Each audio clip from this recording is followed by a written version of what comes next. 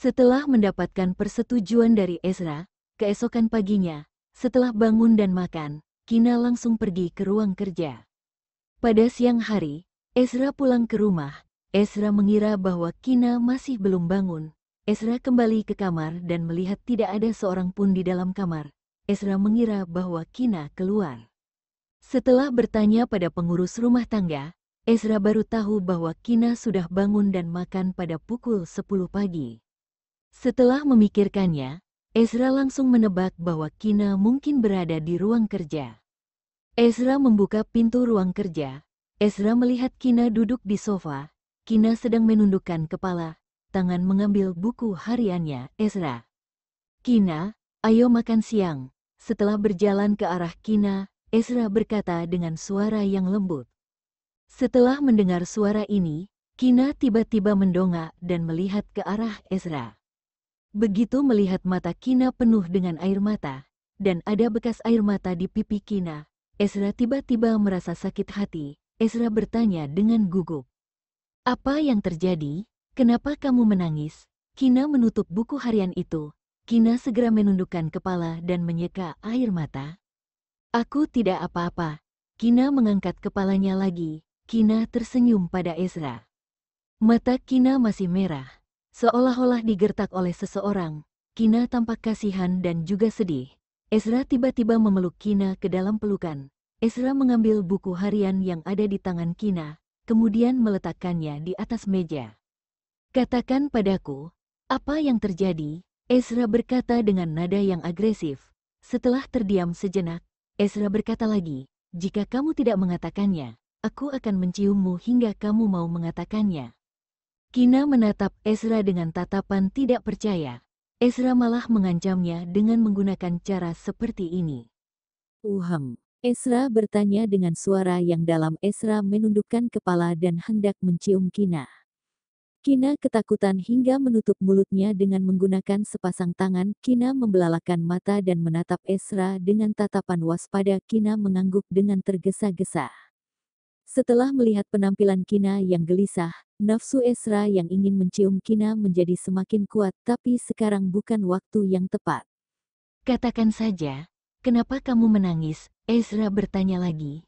Kina meletakkan sepasang tangannya yang menutup mulut. Kina memeluk Ezra. Kina menjelaskannya dengan nada yang lembut. "Tidak apa-apa, aku hanya melihat buku harianmu. Kamu mencatat semua pertumbuhan Clayton. Begitu teringat bahwa kamu sangat lelah karena harus menjaga Clayton selama 4 tahun yang tidak ada aku seketika." Buku harian yang baru saja dilihat oleh Kina merupakan buku harian yang ditulis oleh Ezra pada tahun pertama saat datang ke kota Zaun. Ezra mencatat masa kecilnya Clayton dengan sungguh-sungguh. Catatan hariannya sangat ringkas dan jelas. Seperti, jam berapa Clayton akan bangun saat masih kecil, jam berapa Clayton akan makan, kemudian membawa Clayton pergi ke tempat kerja, serta kapan Clayton akan menangis atau mengganti popok, berapa lama Clayton akan tidur siang, jam berapa Clayton akan tidur di malam hari. Beberapa hal yang sepele ini, Ezra malah mencatatnya setiap hari.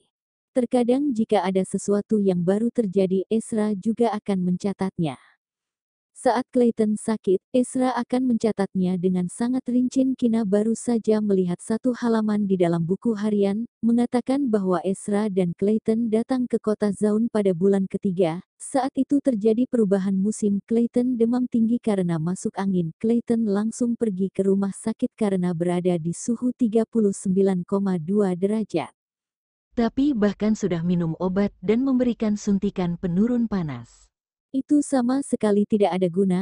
Mungkin merasa tidak nyaman karena demam. Clayton tidak mau berbaring di ranjang rumah sakit, bahkan jika sudah tertidur. Tapi begitu meletakkan Clayton di atas tempat tidur, Clayton akan segera terbangun dan menangis dengan kuat. Ezra mau tidak mau hanya bisa terus memeluk Clayton. Ezra terus memeluk Clayton selama puluhan jam, hingga demam Clayton menjadi turun. Ezra menemani Clayton untuk minum sedikit bubur. Ezra dan Clayton terus beristirahat di rumah sakit.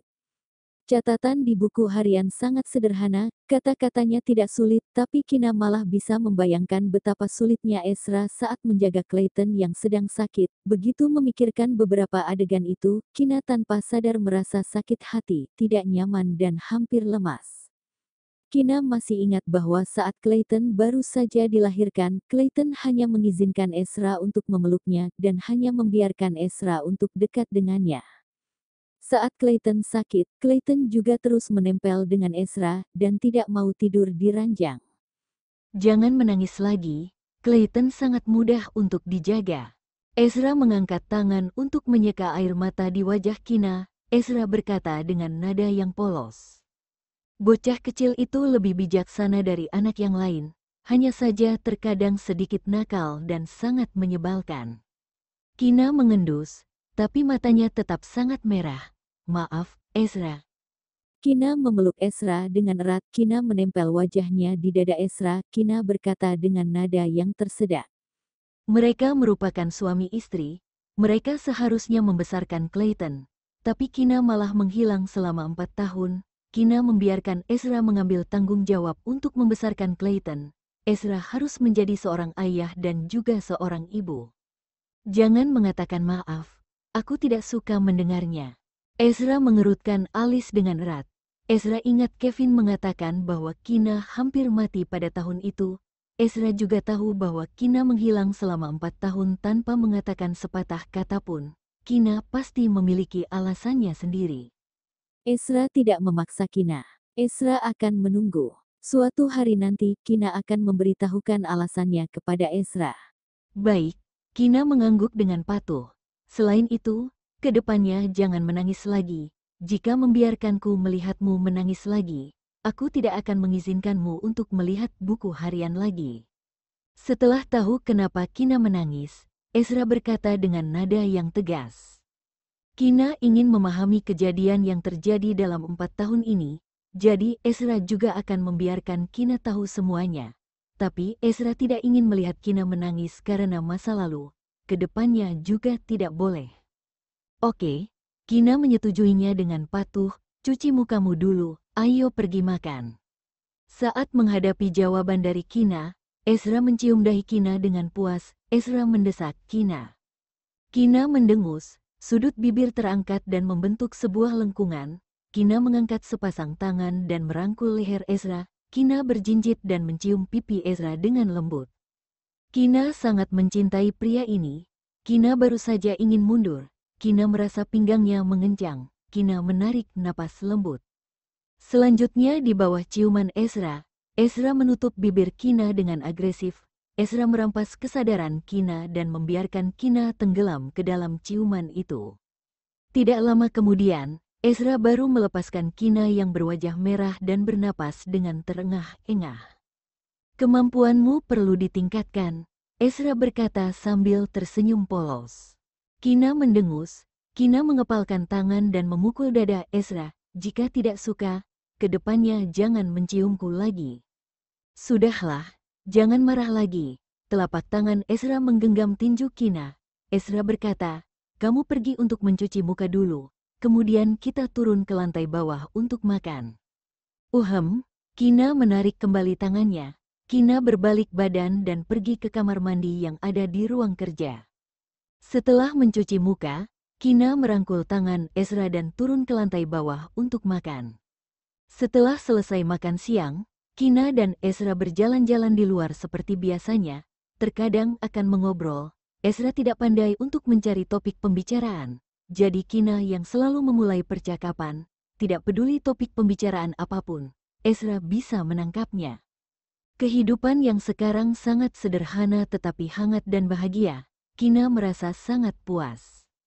Kemudian untuk masa depan, Kina sudah memiliki rencananya sendiri. Tapi sekarang masih mengutamakan putranya dan keadaan penyakit pria ini. Setelah Ezra pergi bekerja, Kina makan obat yang diresepkan oleh Kevin, kemudian kembali ke kamar untuk beristirahat. Begitu selesai tidur siang, Kina masuk ke ruang kerja Ezra lagi. Setelah membaca buku hariannya Kina memahami apa yang terjadi dalam 4 tahun ini. Saat Ezra pulang kerja di sore hari, Ezra juga menjemput putranya pulang ke rumah.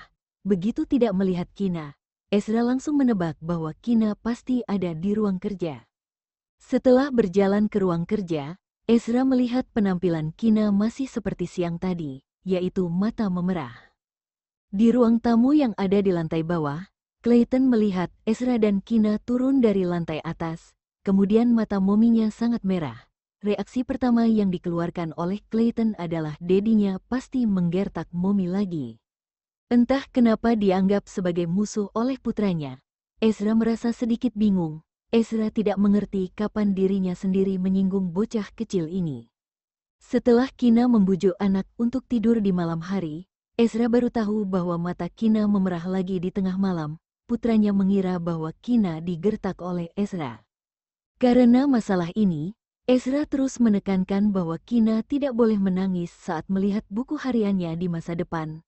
Kalau tidak, Ezra akan membakar buku harian itu.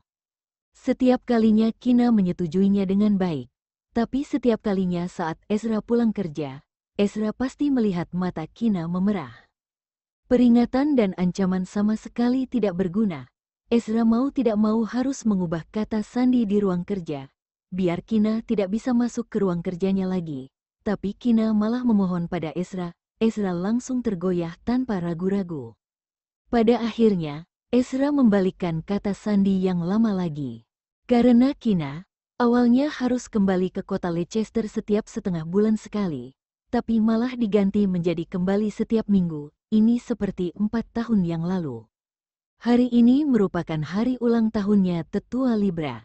Keluarga Libra secara khusus mengadakan pesta ulang tahun. Keluarga Libra mengundang banyak tokoh terkemuka di politik dan bisnis. 4 tahun kemudian, meskipun Kina tidak menyukai anggota lain di keluarga Libra, tapi Kina merupakan cucunya tetua Libra, Kina harus menghadiri pesta ulang tahun tetua Libra. Kemudian ayah Kina pernah bertengkar dengan tetua Libra saat ayah Kina masih muda. Tapi begitu Kina menghilang selama 4 tahun ini, ayah Kina dan tetua Libra sudah memiliki banyak interaksi. Meskipun tidak kembali ke keluarga Libra, tapi hubungan antara ayah Kina dan tetua Libra masih cukup baik. Tentu saja ayah Kina dan ibu Kina akan menghadiri pesta ulang tahun tetua Libra. Oleh karena itu, begitu Ezra, Kina, Clayton, ibu Kina, dan ayah Kina masuk ke ruang perjamuan, mereka segera menarik perhatian banyak orang yang ada di ruang perjamuan. Banyak orang segera mengenali Tuan Muda Okto, Ezra. Kemudian beberapa orang juga pernah melihat Kina. Tapi 4 tahun kemudian, beberapa orang sudah melupakan Kina. Selanjutnya ayah Kina dan ibu Kina sangat jarang menghadiri pesta makan. Bisa dikatakan bahwa para tamu tidak tahu apa-apa tentang mereka. Tias yang sudah lama keluar dari penjara malah melihat Ezra, Kina dan lainnya dari kejauhan. Begitu teringat bahwa dirinya sendiri bisa masuk ke penjara selama 4 tahun karena perbuatan dari Ezra dan Kina, ekspresi wajah Tias langsung berubah, tapi malah tidak memperlihatkan kemarahannya yang dalam. Tias, hal terpenting bagimu saat ini adalah menikah. Brion berjalan ke sebelah putrinya. Brion membujuk putrinya sambil menepuk punggung tangan putrinya. Akan ada banyak waktu di masa depan. 4 tahun yang lalu, demi melampiaskan kemarahan untuk Kina, Ezra membuat Tias masuk ke penjara. Ini membuat mental Tias sedikit terganggu. Sang suami takut bahwa Brion akan menyinggung anggota dari keluarga Okto, jadi menempatkan Brion di bawah tahanan rumah. Setelah itu, saat mengetahui Kina sudah mati, Brion tidak tahan lagi dan berterima kasih kepada Tuhan dan leluhurnya. Brion merasa bahwa Kina mati dengan baik.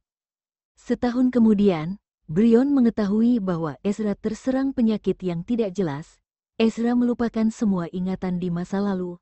Ezra juga diturunkan dan dipindahkan ke kota Zaun. Ezra juga membawa putranya pergi ke kota Zaun. Begitu melihat Ezra mengalami malapetaka seperti keluarganya hancur dan istrinya meninggal, kemudian juga meninggalkan kampung halamannya karena didegradasi, akhirnya Brion sudah bisa melampiaskan kebenciannya. Brion merasa bahwa nasib yang dialami oleh Ezra dan Kina merupakan hukuman yang pantas didapatkan oleh mereka. Brion pergi ke penjara untuk mengunjungi Tias. Brion memberitahukan nasib yang dialami oleh Kina dan Ezra kepada Tias. Brion juga menyemangati Tias untuk mengubah diri dengan baik di dalam penjara. Ditambah, Ezra sudah berada di kota Zaun. Keluarga Okto sudah sibuk dengan urusan mereka sendiri. bagaimana mungkin masih memiliki waktu untuk mengurus masalah tentang Tias. Jadi Brion menyuruh suaminya menyuap penjaga penjara dan juga beberapa rekan lainnya, sehingga bisa memperpendek hukuman Tias menjadi 4 tahun. Karena memberitahu dunia luar bahwa Tias sedang melakukan studi lanjut di luar negeri, sebelum Tias dibebaskan dari penjara, Brion sudah mencari suami untuk Tias. Brion berpikir bahwa begitu Tias dibebaskan dari penjara, mereka langsung mempersiapkan masalah tentang pernikahan. Tidak menyangka beberapa hari yang lalu, Brion mendengar kakek Okto mengatakan bahwa Kina masih hidup. Sekarang melihat adegan di mana Kina dan keluarganya tampak sangat bahagia, Brion merasa sangat marah. Kebencian di dalam hati sama sekali tidak bisa disimpan. Ibu, kamu tenang saja. Aku tidak akan bertindak gegabah. Tias malah menghibur elbunya. Sudut bibir terangkat dan mengeluarkan senyuman yang tidak jelas. Setelah memperbaiki diri dengan latihan selama 4 tahun, Tias yang sekarang sudah bukan Tias yang sebelumnya. Tias akan lebih berhati-hati dalam melakukan sesuatu. Tias juga akan bersikap lebih tenang. Perkataan elbunya sangat benar. Mereka memiliki banyak waktu di masa depan. Tias memiliki waktu untuk membalas penghinaan yang dilakukan oleh Kina padanya di 4 tahun yang lalu. Di sisi lain, Kina, suaminya, putranya, serta orang tuanya malah mengucapkan selamat ulang tahun kepada tetua Libra. Mereka masih belum sempat untuk mengatakan beberapa perkataan. Mereka sudah melihat Tias dan Brion berjalan ke sini. Brion melihat seluruh tubuh Kina dari atas sampai bawah. Brion berkata dengan nada yang prihatin, "Kina, kita sudah lama tidak bertemu. Jika dibandingkan dengan 4 tahun yang lalu, kamu terlihat sangat kurus sekarang. Apakah kamu sangat menderita di luar?" Lumayan. Terima kasih atas perhatian dari Bibi. Kina dengan sopan mengeluarkan sedikit senyuman yang elegan. Kina menjawab dengan acuh tak acuh. 4 tahun yang lalu, semua orang mengira bahwa kamu sudah mati. Ibumu sangat sedih dan hampir buta karena terus menangis. Ibumu mengira bahwa dirinya sendiri tidak bisa melihatmu lagi. Bagus juga kalau kamu sudah pulang sekarang, ke depannya menjalani hidup yang baik dengan Ezra.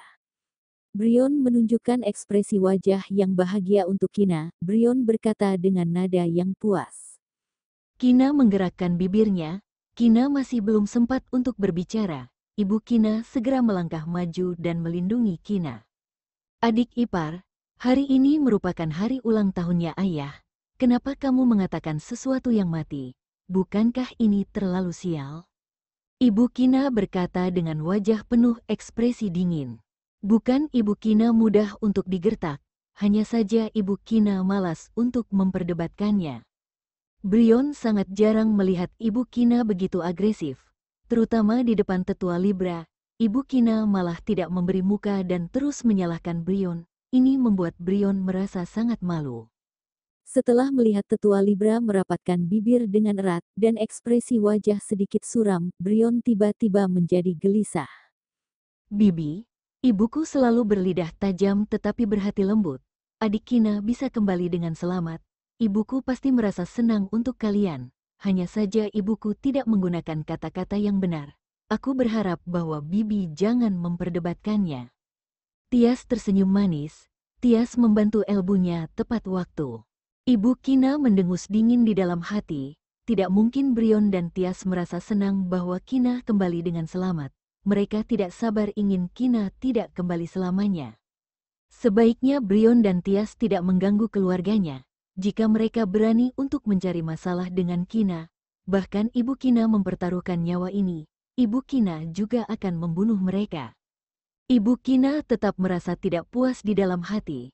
Tapi begitu teringat bahwa malam ini merupakan pesta ulang tahun tetua Libra, setidaknya harmoni merupakan sesuatu yang paling berharga. Oleh karena itu, masalah ini tidak diperdebatkan lagi. Tidak ingin berurusan dengan Brion dan Tias. Setelah mengatakan beberapa perkataan dengan tetua Libra, Kina langsung berjalan pergi, kemudian Clayton malah tinggal untuk menemani tetua Libra. Tidak menyangka bahwa ibu kita memiliki sisi yang begitu agresif. Ezra mendekati telinga Kina. Ezra berkata dengan suara yang rendah. sehingga membuat Ezra sama sekali tidak memiliki kesempatan untuk melindungi Kina. Sejak kembali ke kota Leicester dari kota Zaun, adik ketiga mengetahui bahwa mereka akan menghadiri pesta ulang tahun tetua Libra malam ini. Kemudian karena Tias baru saja dibebaskan dari penjara, adik ketiga langsung berinisiatif untuk membicarakan masalah tentang kebencian di antara mereka dengan Brion dan Tias. Biar Ezra tahu bahwa bahkan jika malam ini merupakan pesta ulang tahun tetua Libra, tapi juga merupakan sebuah pertemuan yang dibuat sebagai jebakan. Seperti dugaan, Brion langsung menunjukkan sikap yang bermulut manis tetapi berhati kejam. Brion tidak hanya melawan Kina, tapi juga memarahi ibu mertuanya. Ezra menebak bahwa Brion pasti memiliki dendam terhadap mereka karena masalah tentang Tias masuk ke penjara. Tapi jika Brion dan Tias berani melawan dan menyakiti Kina lagi, kali ini, Ezra pasti akan membunuh mereka, biar mereka tidak membuat masalah lagi di masa depan.